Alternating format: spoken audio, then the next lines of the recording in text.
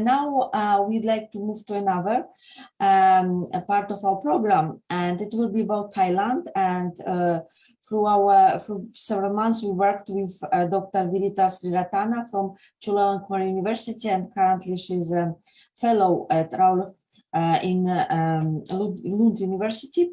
And I would like to invite Dr. David Malitz, who is a senior research fellow at the German Institute for Japanese Studies in Tokyo.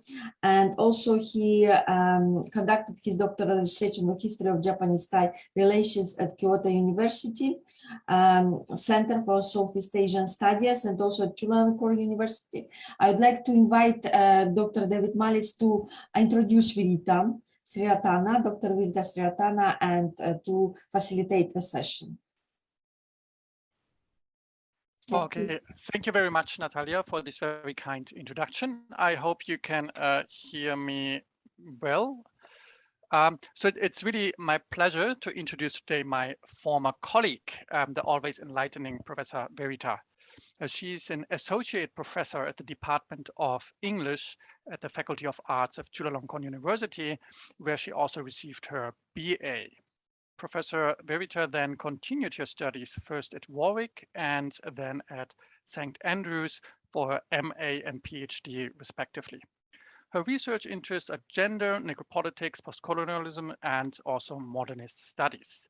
Currently, Professor Verita is also a visiting research fellow at the Raoul Wallenberg Institute of Human Rights and Humanitarian Law, where she concentrates on the experience of female activists in the Thai democracy movement. So without further ado, I would like to give the virtual floor to Professor Verita for her talk titled The Land of Smiles, Nazi Chic, Communist Cool, Personality Cult, and Democide and Holocaust Indifference in Thailand. Please. Thank you very much. Thank you very much, David. Can we be on a first name basis here, everyone? Thank you very much. It's nice to see you here and also everyone.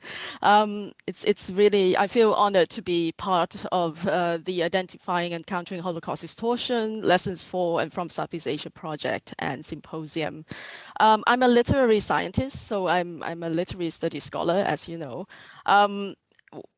So the method of CDA is really relevant here, and you will see some traces of it in my work. So if you're interested. Now, first of all, I'd like to thank the organizers once again for this kind invitation to write my research and to share it with you today.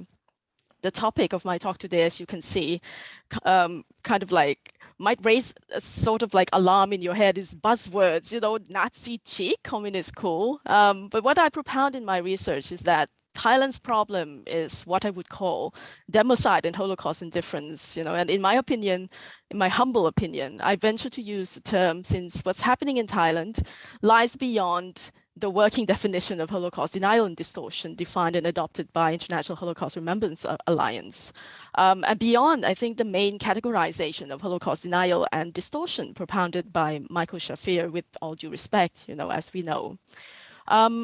Why? Well, one thing that I have to make clear, I'm not sure if anyone of you know, there is an important issue which I need to say before we begin. And maybe, you know, that also contributes to the unique situation I find Thailand to be in. To conduct research on personality cult in Thailand, I found, has never been easy when its ultimate manifestation has been enshrined in the form of an article in the criminal code, which can lead to the most severe punishment, 3 to 15 years imprisonment. And I stress the phrase most severe when I compare Thailand with other Southeast Asian countries which share the historical legacy of lèse majesté. Since anyone can report on anyone, I might run the risk of being subjected to the article on the slide. So please bear in mind that there are things I can say outright, things I cannot say, and that's how bad it is. Now, I'd like to start my presentation with a photo of a particular room in a hotel located in Bangkok metropolitan region. Well, they like to call it Love Hotel, but I don't like that term. You know. Now, of course, defunct. For some reason, still hard to fathom, this room was called the Communist Room. It's known to be popular among guests. And here you can see that the room contains pictures and symbols, which would have been an extreme anomaly in Europe. Adolf Hitler, with red stars and a hammer and sickle. The room epitomizes and sets up the backdrop to my analysis of the cultural trends of Nazi, Chic, and communist school in Thailand. I contend that such trends constitute the problems of personality cult and ignorance of World War II history in Thailand, and can be seen as a result and reflection of the country's long history of having been ruled under absolute monarchies, internal colonization, bureaucratic polities, patronage system, and military authoritarianism. And I base my observation on my reading of the works of John Gerling and Peter A. Jackson, for those who are interested on the slide. Now, the communist room with a Hitler portrait as decoration, a transitory place designed to cater to sordid desires, can be seen as a mere secularized and commodified version of the cult of Hitler and Stalin. There are other examples if you come to Thailand. Fabrication of World War II history in Thailand doesn't end, or sanitization doesn't end with the attempts by Thai authorities to rename both bridge and river in Kanchanaburi province.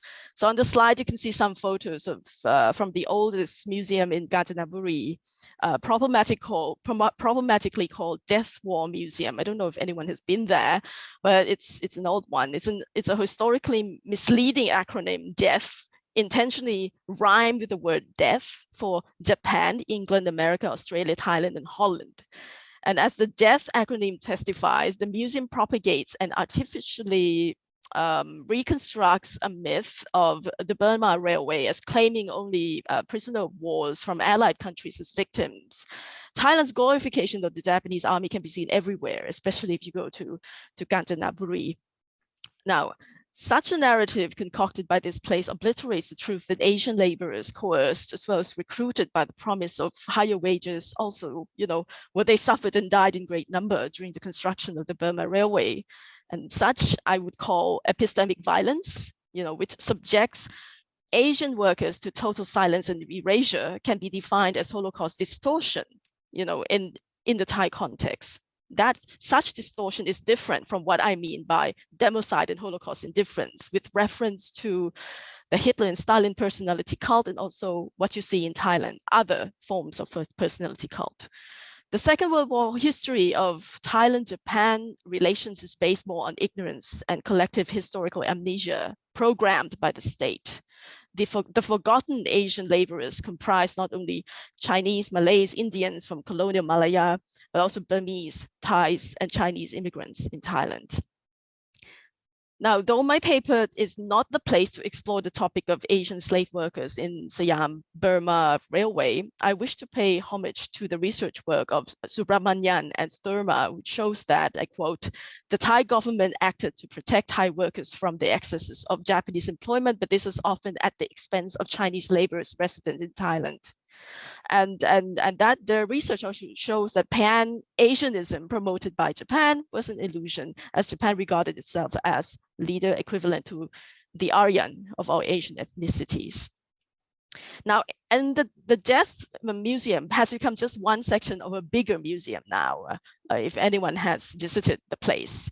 You know that in the death section, it's more on the, you can walk through a poor model of huts where it's envisioned, Burma railroad prisoners of war were held, and there are many.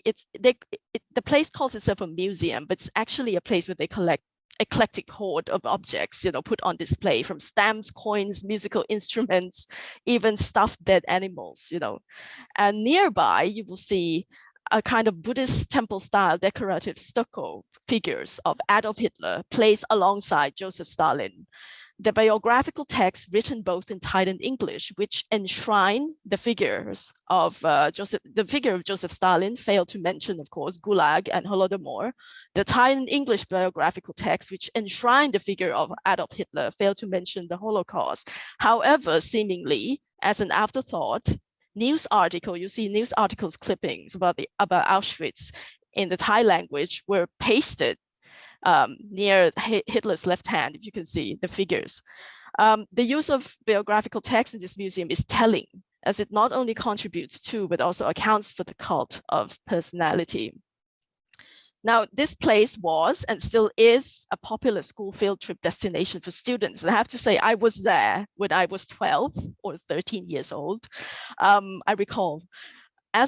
Why? Because it's located conveniently near the main tourist bus depot. And this place is called, by the way, the World War II Art Gallery and War Museum.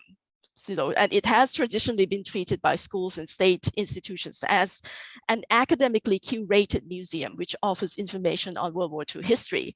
And it is common for teachers to give report writing assignments for students to submit after the field trip. This museum has been an unchallenged depository of historical knowledge for more than 20 years. Of course, there are many other museums, I can recommend a few, but I'm interested in this as it is a place where discourse and epistemic violence is actually produced. So the fact that the museum is private owned and that the historical and biographical information offered on site are incomplete or can be regarded as distortion of history has never been made clear to the visitors. There's no indication on site, no official brochures. So to blame one quirky love hotel, or one mainstream tourist attraction, which has been presenting itself as a museum for the problems of Holocaust denial, as well as the ignorance of World War II history among Thai people, is not what this research paper attempts to do.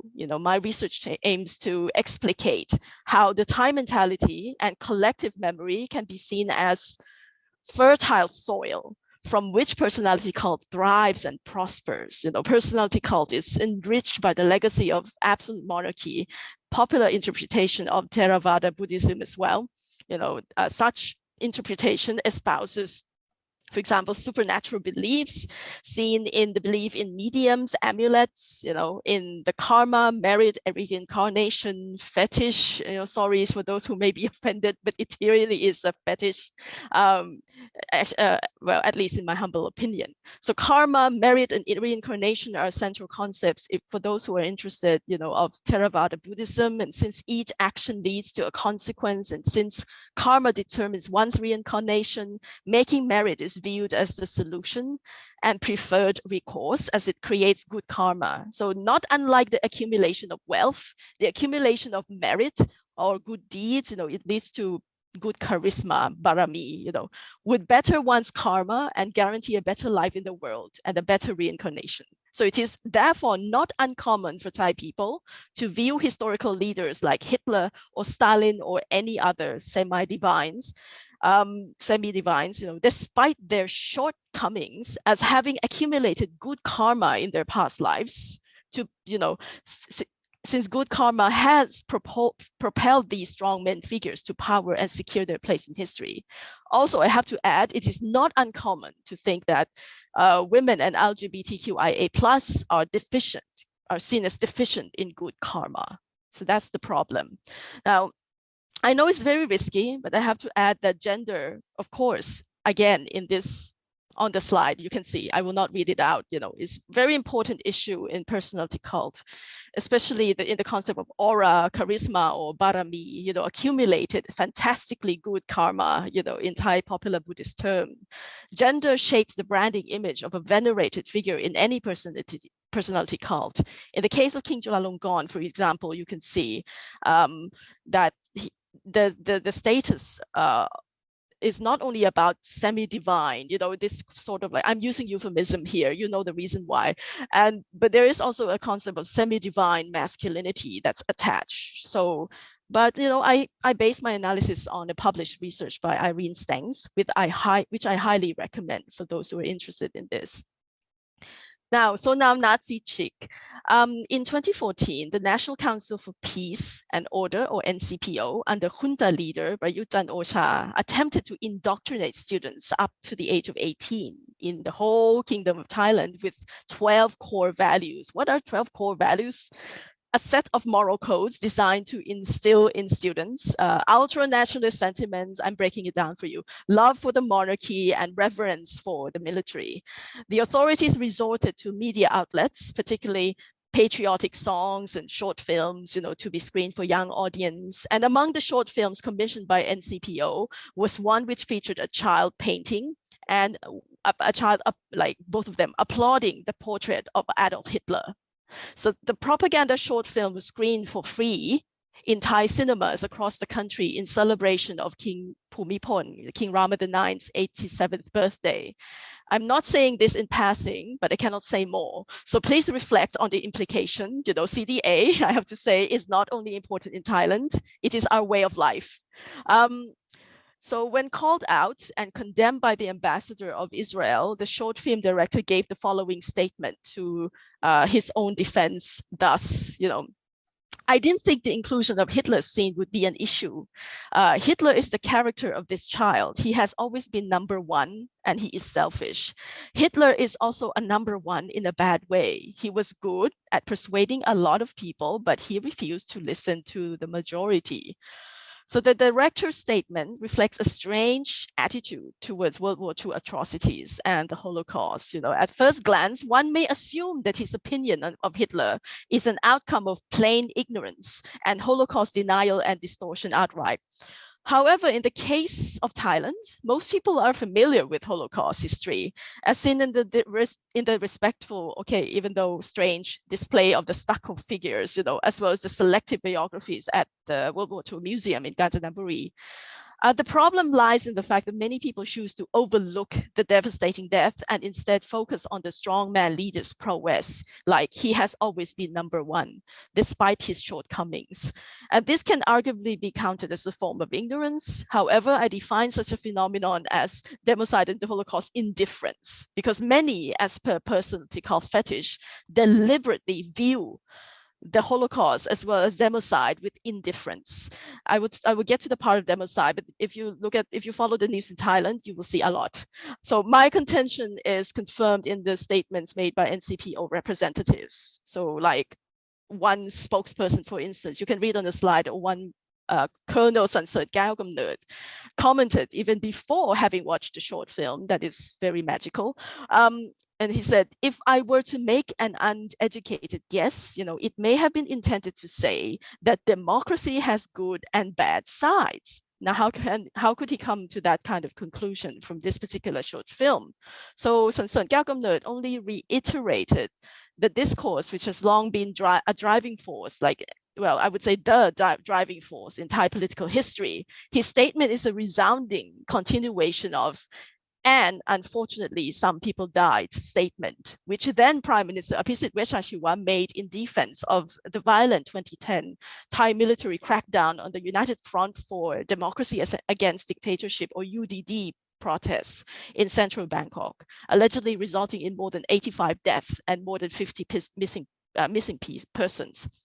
Now, the discourse of good democracy, aka Thai-style democracy, aka reform before election democracy, which, as you know, means democracy hijacked and redefined by the authoritarian regime, versus the discourse of bad democracy, aka foreign democracy, meaning what the world knows as democracy, the protection of human rights. You know, this dichotomy was hijacked and used so many times, as you can see, by People's Democratic Reform Committee, PDRC, a political pressure group led by Suthep Thaugsuban. You know, and this is used as an excuse to oust the then Prime Minister Yingluck Shinawatra between 2013 to 2014.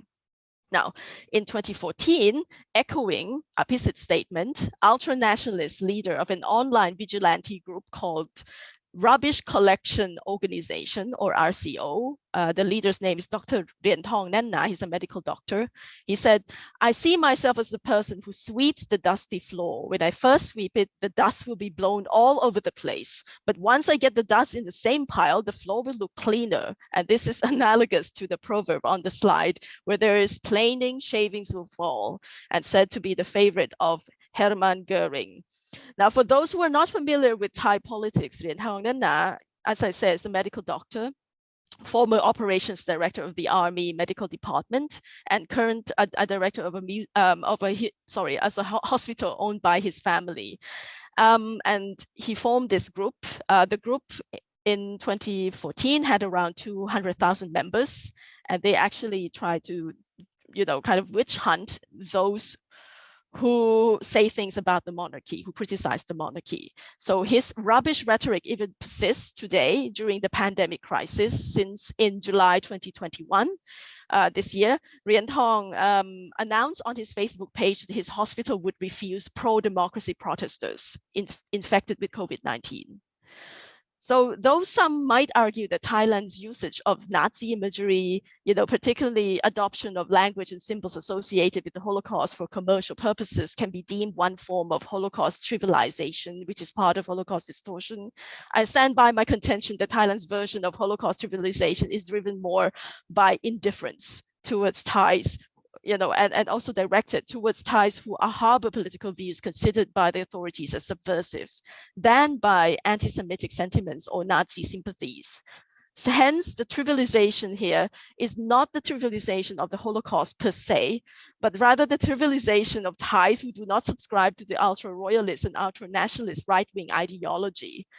And the centerpiece of Democide and Holocaust Indifference is the fact that the Holocaust, as well as mass murder during Stalinist, Maoist regimes, is used as a pretext to support and sustain personality cults of strongmen leaders, semi-divine figures, whose crime of killing their own people is seen as only necessary and justifiable.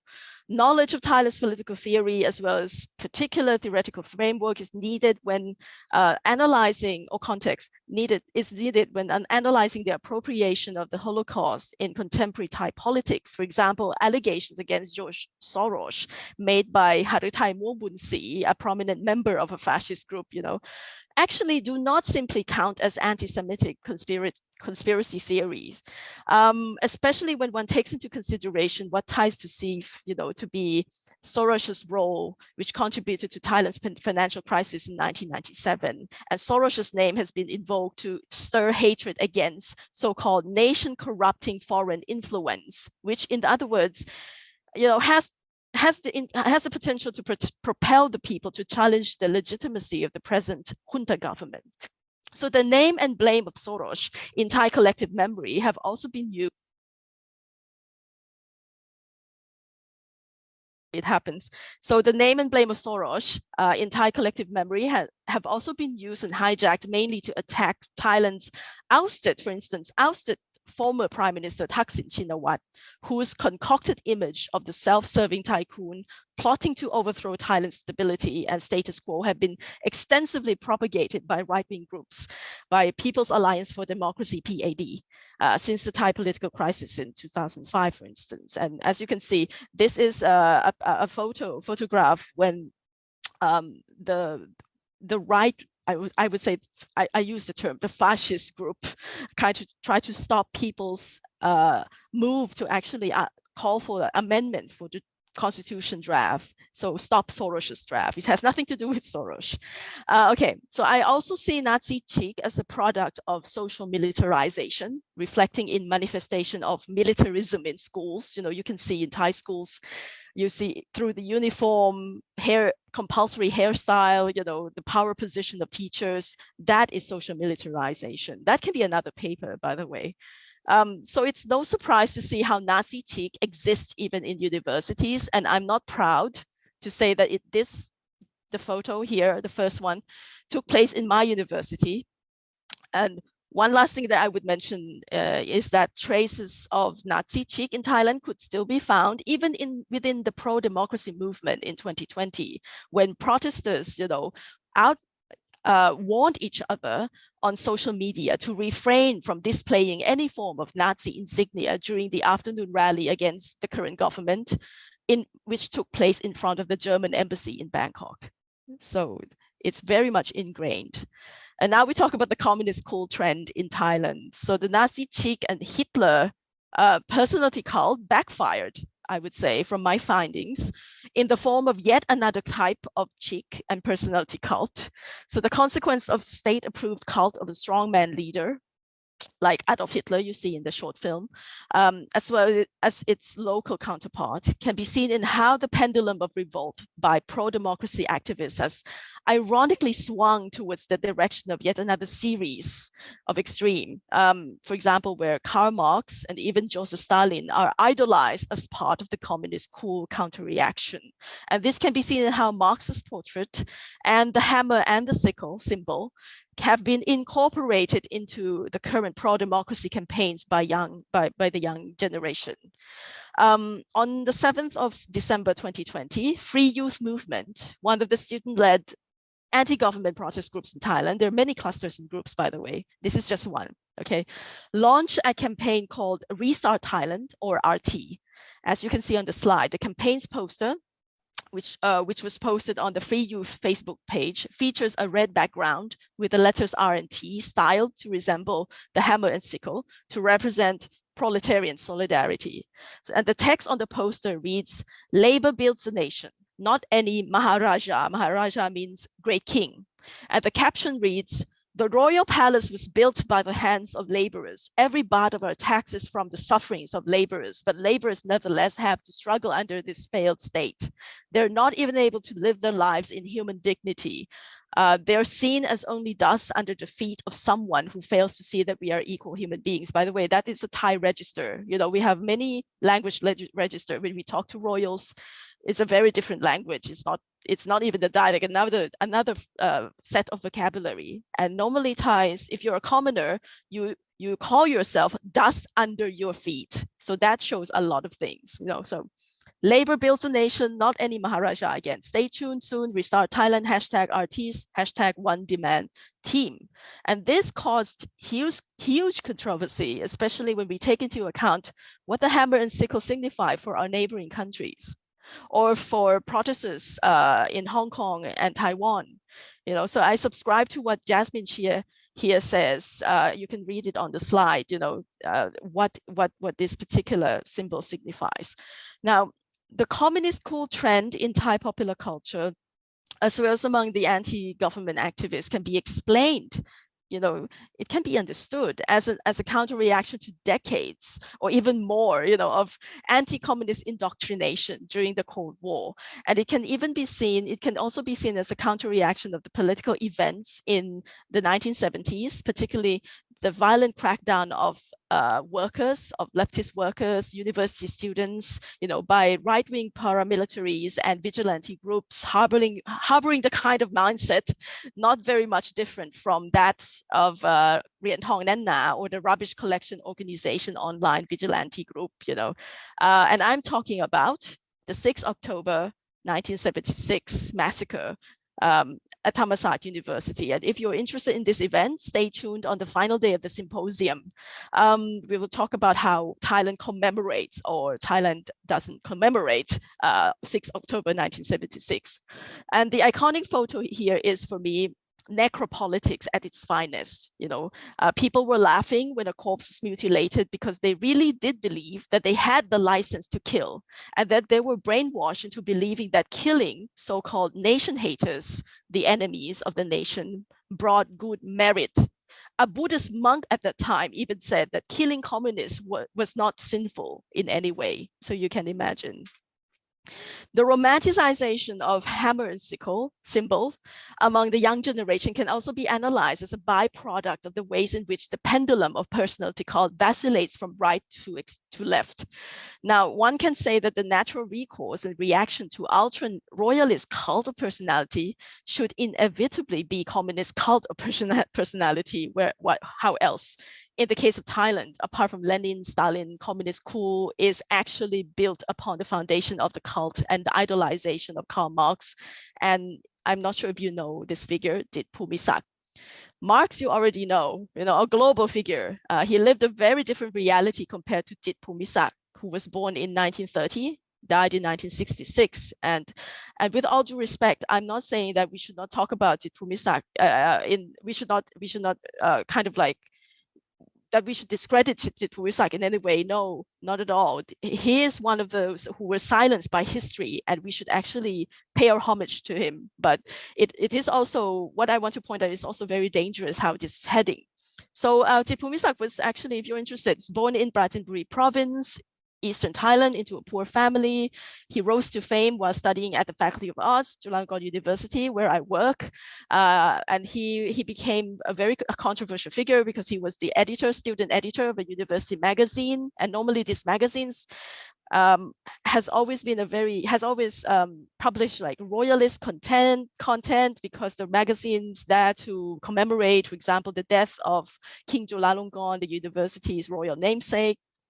And of course, his edition was censored, never permitted to see publication due to its Marxist inclination and pro-communist content.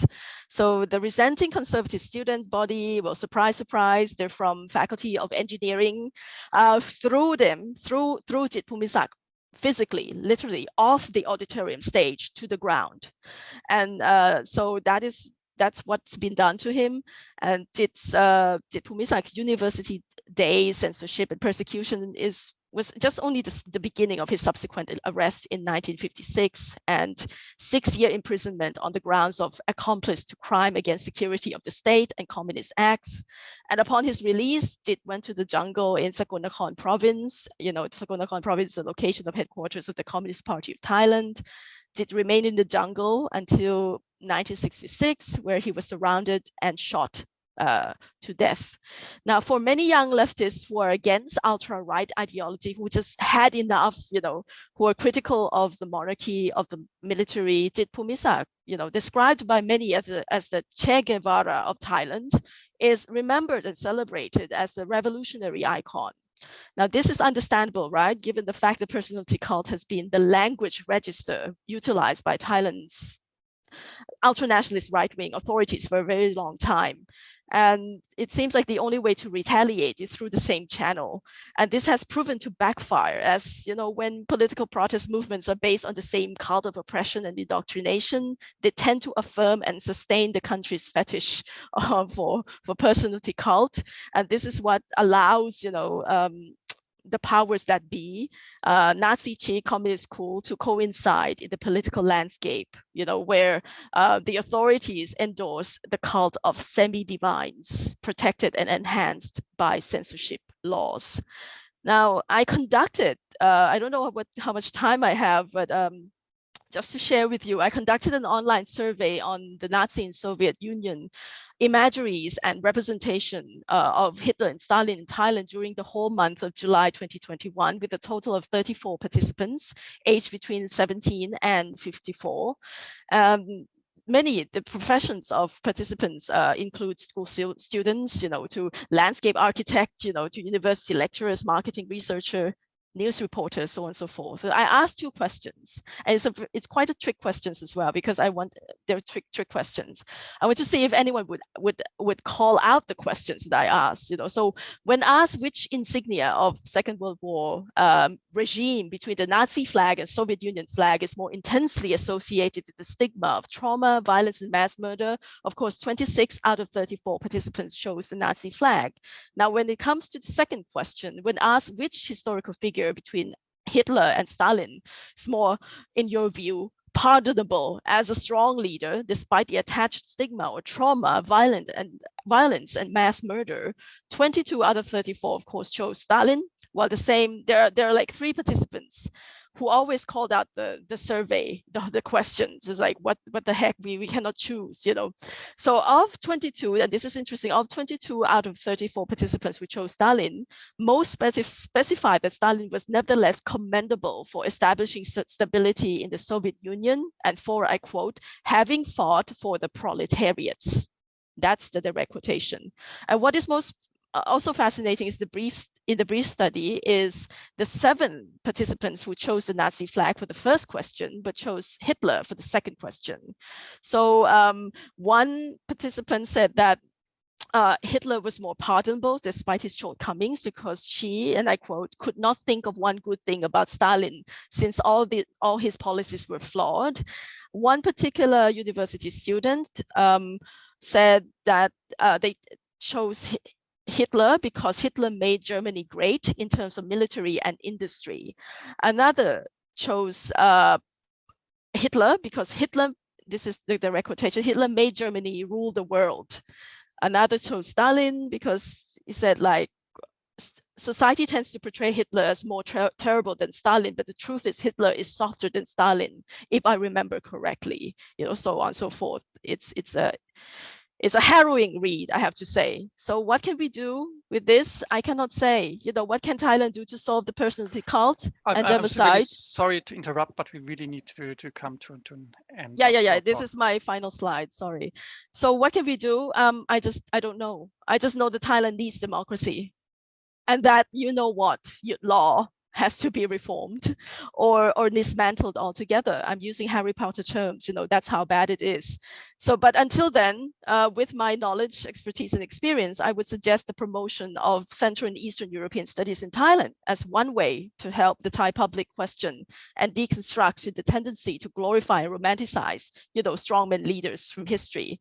And there's an evidence, because I work in the field of Central and Eastern European studies for quite some time. I organize activities, and I can see that this can change the minds of the people. For instance, I screened The Painted Bird, and of course, it's a controversial film based on a controversial book, but it shows nevertheless, the atrocities of both two sides, of the coins.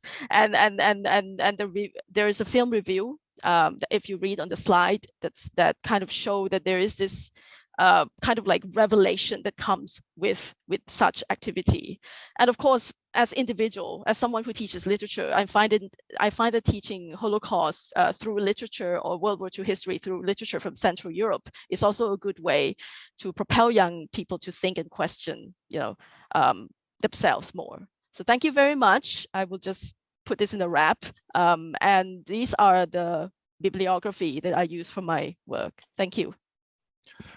All right, thank you very much for your talk, Professor Verita. We still have 6 minutes for a short discussion and some questions, but I think we started also a minute or so late, so maybe we can add that to the discussion if there's demand. So if I understood you correctly, I believe your main point is that the appropriation and the commercial use of like Nazi chic, communist cool is not so much based on a lack of knowledge nor an actual embrace of the underlying ideologies, right? But you see it as flowing out quite naturally from, Thai political culture with this focus on the strong leadership and militarism, and even an indifference towards those regarded officially as the other of the Thai nation. We already have a first question, and it's about Nazi chic in Thai cinema. And that would have been my question actually as well, because you say it's the appropriation is not so much based on a lack of knowledge, but the famous mural that you also showed us from Chulalongkorn University in 2013, right? What's really striking is that Hitler is depicted, as it was reported at the time, among superheroes, but basically everyone else is an imaginary person, right? Not historical figure. So there's seems to be a fusing in the minds of these students between like a historical figure and historical facts, real history, and then the depiction of that in pop culture, and how that actually impacts how people think about that, what they actually know about it. But this would be more Hollywood, right? But then our other question related to that would be, do you observe Nazi chic in Thai cinema? I have to say that it's more like an indirect what we see in, for example, so I don't watch, this is the problem, I don't watch soap operas, but I saw in passing, it's more about militarization, this sort of like characters in uniforms resemble what we see in history, the kind of like the male protagonist, the kind of theme that you see in soap operas in Thailand is that. But there are music videos actually. Of course, they had to take those music videos down, because people are calling them out a lot. There are music videos of singers really wearing the SS uniforms. So there are. When it comes to cinema, though, what I will say is this. I had a very interesting conversation actually last week with my colleague from South Korea, and we talked about social militarization and social militarization in schools and also in culture. And in Thailand, and I'm not sure if I can say this for other countries in Southeast Asia, maybe to a certain extent, K-pop is really the thing, for young people, whether it's K-pop or K-drama or K-pop. And the trends that you see, if you listen, for instance, to some of the girl group songs, it's all about it's all about men. It's chauvinism is very tied, very much connected to militarism. And as you know, many of the K-drama is about men in uniform. There is almost this fetish with, of course, as you know, there's compulsory kind of military training and service in both of our countries, but stronger in South Korea, right? So I would say that in terms of cinema, in terms of visual representation, we have that. We have that in television series. We also import this sort of like adulation for the uniform, for the military, through K-drama, K-pop songs. And to a certain extent, my generation, that would be J-drama, J-pop songs. Well, we are of a different generation now, but there's a similarity, right? Thank you. Okay, so Rafa just posted that K-pop band BTS used to play with Nazi Chic, but retracted and apologized. I don't see any other question, but well, one quick comment by myself is I do see your point in Thai cultural products, right? And that's a reflection of Thai political culture as well, this adulation of the uniform. But we do have that in a lot of countries, in a lot of democratic countries as well, right? So well, it sounds a bit like a really slippery path here to go from uniforms in general to Nazi Chic. I mean, if you look at Hollywood productions as well, there's a great reverence for people who serve in the American military, and that's of course something you cannot compare at all. And South Korea is a democratic society. Do you think that, well, we have to differentiate a little bit more? But I also see that time is running out, unfortunately. So that would be certainly a very fascinating discussion to have. But as there are no other questions, if you want to, actually right now, there's a new question. Are there any visible hate symbols or concepts of Holocaust indifference manifested in the pedagogical content in teaching in schools and universities in particular? Okay, I would like to respond to your comment first. Sure. In that, I can say this, in this current pro-democracy protests, I would say that we are very unique in that we have a very big cluster of students who group together and call themselves bad students. They call themselves bad students, Nakri and Leo. Why? Because they're so sick and tired. This is not about uniform and imposing uniform per se. The uniform itself, the imposition of uniform, and they are high school students, I have to say. These are high school students. High school students are being arrested in my country. High school students, when you're in high school, you are like, when high school students are forced to wear uniform, to when they're punished for wearing a kind of style of hair, just teachers go and snip their hair off with scissors, just like that. It shows authoritarianism. This is a kind of unique situation that I don't think we can generalize. It has this thing. It's really a really big problem here in Thailand, and otherwise you will not see a group of students group together and call themselves bad students and try to protest against go in front of the Ministry of Education and again and again tell them to reform themselves. I don't think you see it in Germany. I don't think you see it in Sweden. In other countries. So that's one. Another, I can see the question here. Are there any visible hate symbols or concepts? Okay, so look, I'm from Faculty of Arts, Chulalongkorn University, and many people consider this faculty very prestigious in terms of humanities studies. We only have, well, recently, my colleague, Tun Isarangu Nayutaya, I have to give him credit. He's the only one of my generation, okay? He's the only one who sets up, he's from history department, who sets up a course really devoted on the study, Holocaust studies in history. So we just only have this very recently. So what have we been studying? As I recall, my history books during high school, I think there's like 2 pages max, a dedication, of course, to the Holocaust. And apart from that, the whole history books, as you know, I cannot say much, as you know, is a whole glorification of someone, of a group of people, elite group of people who so-called lead the country. Like we have the discourse is along the line of we are today as we are, as Thailand is, uncolonized, thanks to the semi-divine.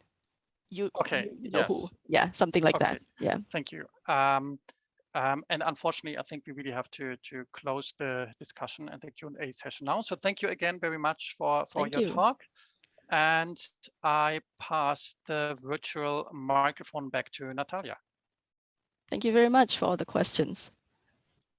Thank you very much for Dr. Verita for this presentation and Dr. David for your facilitation. Unfortunately, we don't have so much time to discuss this important topic, but hopefully maybe on the last day tomorrow, we will have some time also to come back to this at the end. So thank you very much. And of course, it will be in our publication and we will still be staying in touch and we'll continue with discussion.